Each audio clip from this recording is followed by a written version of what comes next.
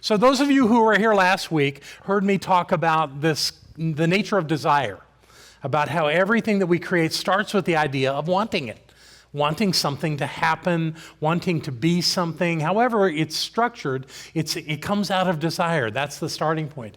And that the problem with that is that if you stay at the level of desire, that's all you're going to get.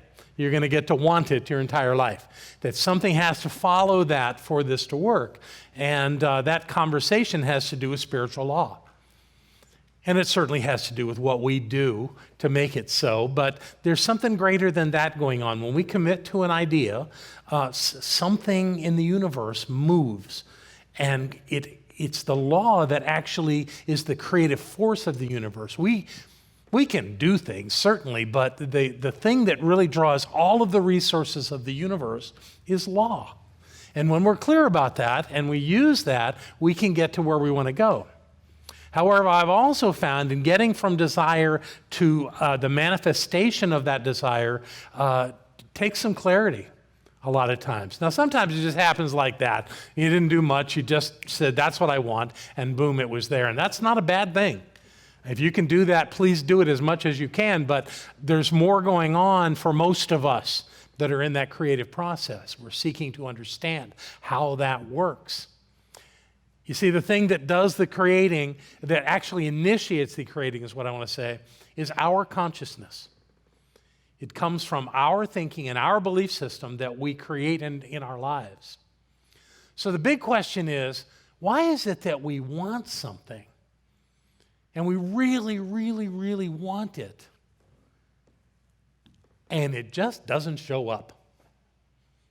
If you're into spiritual mind treatment, which is our form of affirmative prayer, the same thing could be asked. How is it that you can treat for something and it doesn't happen? Does that mean that sometimes the law works and sometimes it doesn't? Well, we don't believe that. We believe that the law always says yes. Well, if the law says yes, why do we feel like we got to know? What's happening there that makes that happen? So I pondered this for a good while, and what I came up with was a list. A list of 8 things that we do that get in our way. 8 things we do that sabotage our creative process. Now, there's probably more than that, but these are the ones I could think of. So I just want to go through these 8 concepts. And I don't want to spend the whole time here because these will not get you where you want to go either. But when you know they're there and you can circumvent them, you can get a different result. So let them just kind of wash over you and see if that's something that you find yourself doing. Some of them you won't. That's not me. And then something will go bing, and that's the one you need to watch out for. Or maybe more than one. Let's see where we're going here. The first one is, we're trying. We're trying. What I found in life is that when someone is trying, they're not going to get to the place they want to go because they're really busy trying. They're all caught up in trying. I have a great example. We had a toilet malfunction upstairs. It only leaked when you flushed it, so it wasn't terrible, like when we had the flood from a leak in our water fountain, but still we couldn't use that toilet. So I happened to know a young man who's a plumber. I met him through a Craigslist ad when he was between jobs being a plumber. He came and helped with some yard work here. And I thought, this is great. I got a plumber. Wonderful. However, what I'm finding is that he has a condition that I've seen in lots of people through time. I call it OPUP. OPUP. Overpromise, underproduce. And the last message I got, we've been working on this toilet for 3 weeks. And the last message I got from him, I'm trying to work it out so I can get there. You know, and when we're spending our time trying, our lives aren't working. I think that a lot of marriages ended because they were trying. And they never really got around to having a meaningful relationship because they were trying. So I encourage you, don't say you're trying. Don't leave it at trying. Have the absolute intention to do it. If you do, you'll get a different result. Trying will keep you away from it, the thing that you want. That's number one. Number two is the big one. We're afraid. Now, it doesn't have to be terror, but the idea of fear can be very subtle and very seductive and very destructive. Yeah, I'm afraid I don't have what it takes. I'm afraid there's not enough resources, not enough money. I'm afraid I don't have the right information. I'm afraid. And all that does is puts upon the law that what you're into is being afraid. So what's going to come to you? Opportunities to be afraid. And they will build and mount, and they will take over if you let them. And then you will not find the thing that you said you desired, the thing that you so much wanted in your life. It won't show up because you're afraid. And your fear is telling the law to give you things to be afraid of. And it always will, because the law always says yes. It's not just about that thought, that constructed sentence or two that is working on the law. It's everything about your consciousness. It's your feelings. It's your beliefs that you've hidden away in your subconscious mind for years. All of that has an impact on the law, because the law always says yes, and whatever you got going is what it's going to give you. So even though you have this great desire for some outcome, if you're afraid that it might not happen for any reason at all, the law will take that as your prayer, and then it will not show up. Okay. When we judge ourselves. Anybody here ever do that? I often said that it was my teacher, but it wasn't. It was actually Barbara's teacher that talked about his internal judge, and he referred to him as an obese Nazi, which I thought was really clever and kind of profane, which is how he was. The idea of us judging ourselves is the perfect way not to get what you want. Because if you're judging yourself, you don't deserve it. And the universe will support you in that. Oh, you're not good enough for this? All right, I'll take care of that. You'll never get it. That's what the law does. It takes these thoughts, these ideas within us, and acts on them. It's brilliant. It's wonderful. And the whole time when we think, why haven't I gotten what I want? It was always us. It was us. Didn't know it was us. Thought it had to be something else, but it was us. Number 4, we're having regrets. Something didn't go well. I didn't say the right thing. I didn't do the right thing. I didn't do it on time. I screwed up. And I really regret having done that. The law says, great. Then that's what you'll get, is not the thing that you want. You'll get the result of having regrets. The things you regret. We'll give you, hey, how about some more things to regret? Law's glad to do that. No problem. The law is very impersonal. The law is not on your side. At the same time, it is not against you. It is malleable. It will change according to your thoughts. It'll give you whatever you want. And it'll also give you everything that's in your subjective. All of it, any of it. And oftentimes, because we have those thoughts like regrets, we're not going to get the thing that we think we desire so strongly. Oh, we just need it. It's so important to have it. Not with the thoughts that are going on in your subjective mind. And if you've got regrets, I invite you to get rid of them, because you have no need to regret anything. Your life is perfect. Has always been perfect. What does that mean? Does that mean you liked everything that happened in your life? Of course not. Your life is perfect because it's a perfect reflection of your consciousness. You want it to be different? Change your consciousness.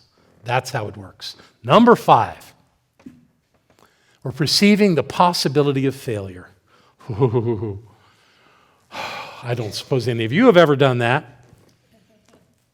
But the idea that this might not work is a really powerful thought. this may not turn out the way I'd like. Yeah. Guess what? Law hears that. Law knows that. Okay, you don't want it to work out? Fine. I know you say you want it, but now you're saying that it could not work. Well, so we won't let it work. The law loves us so much. It'll give us all of this stuff because that's what's going on inside of us. Number 6, we're blaming someone or something. When I've done this in my life, when I've blamed somebody else or something else, the universe goes, okay, well, how about some more people to blame? How about some more conditions to blame? How about some more reasons why you can't have what you want? It'll just give you more of them. Obviously, that's where your attention is right now, so why not just have some more? And this is like so instantaneous in my life. If I get into a grumpy mood, everybody that comes into my space pisses me off. And they're not being any different than they've always been, except that I'm perceiving it that way. I'm saying this isn't working, and I'm blaming them. I'm thinking it's something out there. So the universe gives me more out there stuff to blame.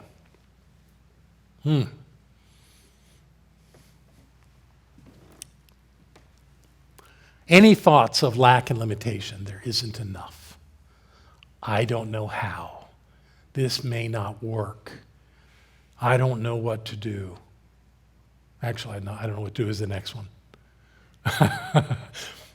But the idea that there's some kind of lack is ridiculous. The universe, the presence of the divine in the universe is infinite. It's really all that there is. So any idea of lack and limitation is made up. It's made up in our consciousness. It's made up in our perceptions. And when we make it up, the law says, okay, let's give you some limitations to work with here. Let's see how difficult we can make this look for you. Because that's apparently what you think, how you think it works. So we'll just go with it.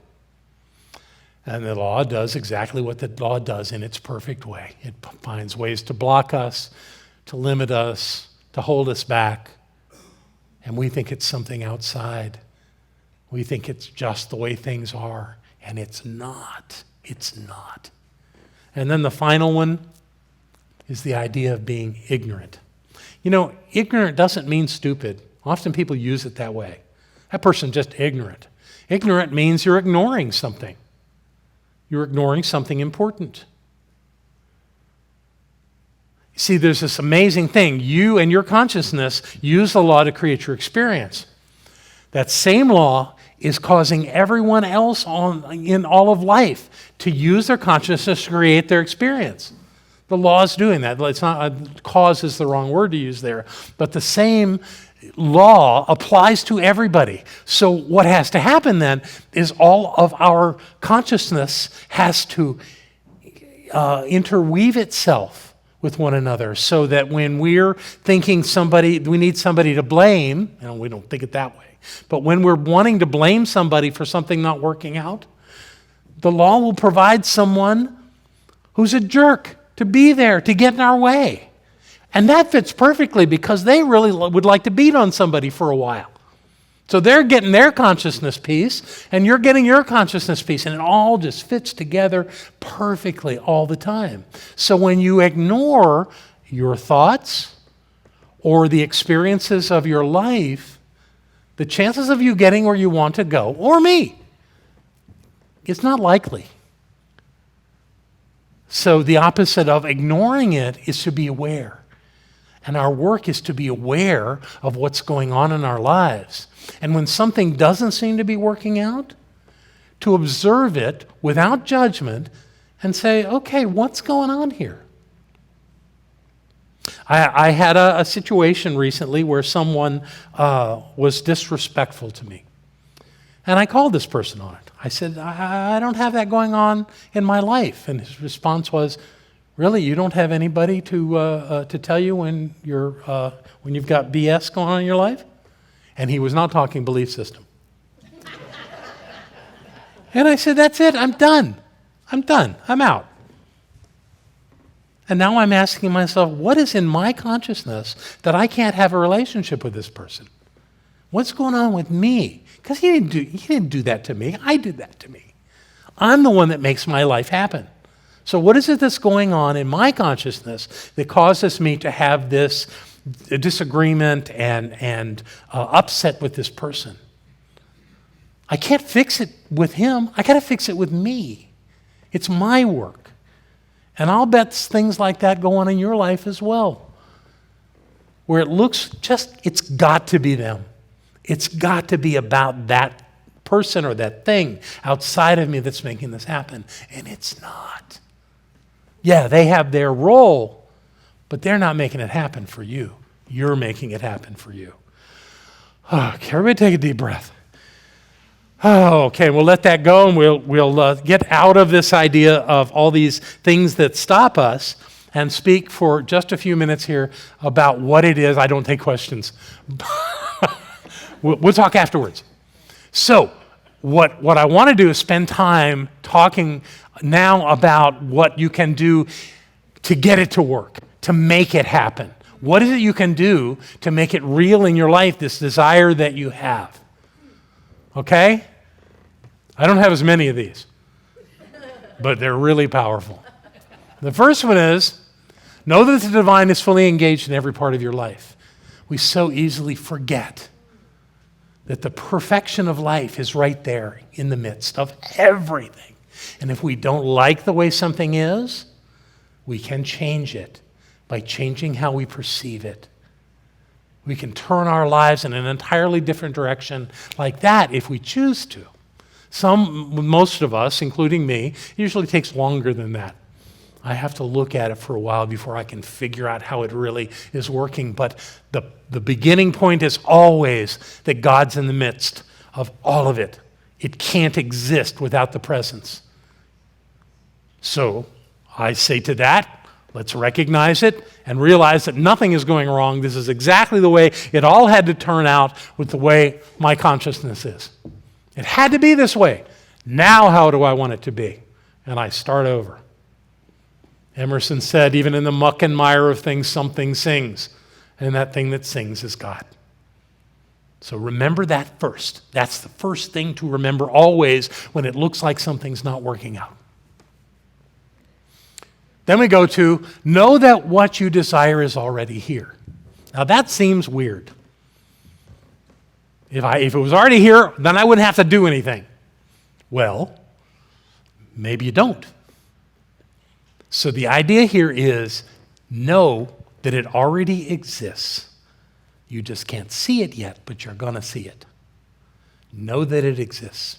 Now I want to tell you a trick that I've taught my practitioners in my practitioner class. In fact, I've taught it to practitioners all around the world. I get them to do an exercise for 2 weeks. Every day, they do spiritual mind treatment for themselves to know that they have something that they already have. What? Yes, this is what I mean. If they're in a wonderful relationship, then every day they treat to be in a wonderful relationship. And when they open their eyes and see their partner, they go, oh, I'm in a wonderful relationship. They are looking for, if they have a car they really like to drive, like for me it would be a Tesla. If they've got a car that they really like to drive, treat every day to have a car that they really like to drive. And then they go look in the driveway and a car they really like to drive. What's the point of this? The point is that everything already exists. You may not be able to see it, but if you treat knowing that it's so, and then you see it, it tells your mind that it's so. And then every time you treat for something you can't yet see, you treat with the same clarity of knowing, as though you would open your eyes and see it. You don't open your eyes and go, I don't see it, because that becomes your treatment. The thing is to know it already exists. Even if you can't see it yet. Know it's already there. Develop mental equivalence. This is really powerful. And the way I perceive this idea of mental equivalence is that to find something in mind, mentally, that matches the thing we want in life. So how do you do that? Well, can you see it? In your mind's eye, can you see it? Can you hear it? Can you taste it? Can you smell it? Can you touch it? If you can do that in your mental understanding of it, then you're creating a mental equivalent. So I invite you to do that. Everybody close your eyes. You know there's something in your life that you desire. There's something that you really would like to have or be or do. There's something going on that is your next desire. And this is how easy it is. I want you to see it. And maybe that doesn't come particularly natural to you, but you can do it anyway. Just see it.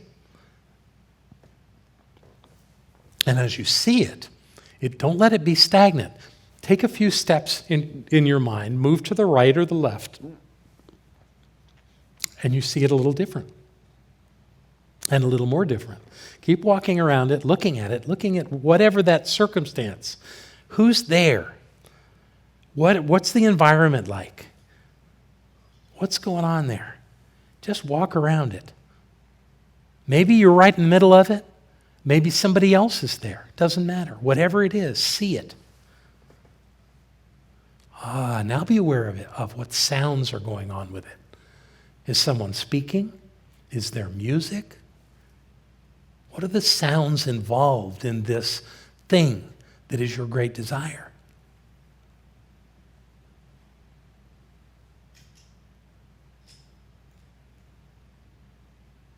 Okay, now notice if you can smell.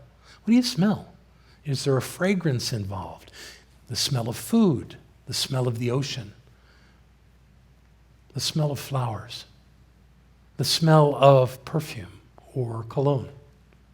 What do you smell about this circumstance, this thing that you're creating in mind?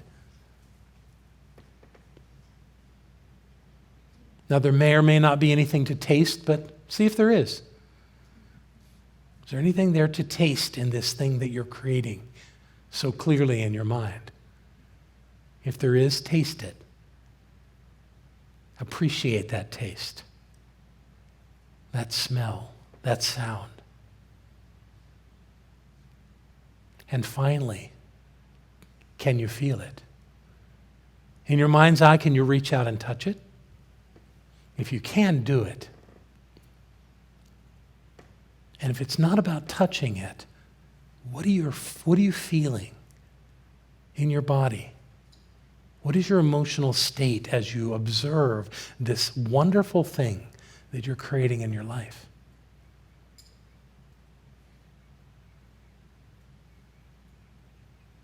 So at some level, just now in these few moments, you've seen, heard, tasted, smelled, and felt something in mind that brings forth a reality in you and impresses upon the law that this is so. And when you're ready, open your eyes. I'll bet you got something out of that. And if you did, the law got something out of that. And that thing is looking for you every bit as much as you're looking for it.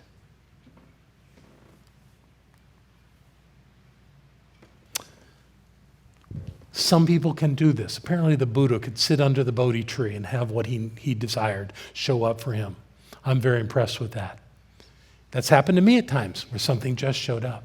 But what I have also found is that it's important for us when that thing doesn't just show up, that we're willing to take some action in that regard. We're willing to act as though it's so. We're willing to do what it takes for that to show up in our lives. Don't get caught up in the details of it, because the way it shows up may have nothing to do with what action you're taking. But the act of taking action impresses upon the law that this thing is coming to fruition. So I invite you always to do what we call here, treat and move your feet. If you do, you're enacting the law into an outcome that you desire. So these are the little tricks of my trade, the things that I use to make things alive for me and to show up in my life. And I've gotten pretty good at it over the years. If you're interested in that, not tomorrow, but the following Monday, we're going to do a class that'll use these things and a lot more on how we move into that place of the creative process in a way that we actually get what we want. Nice idea, huh? And with that, I wish you well. God bless you all.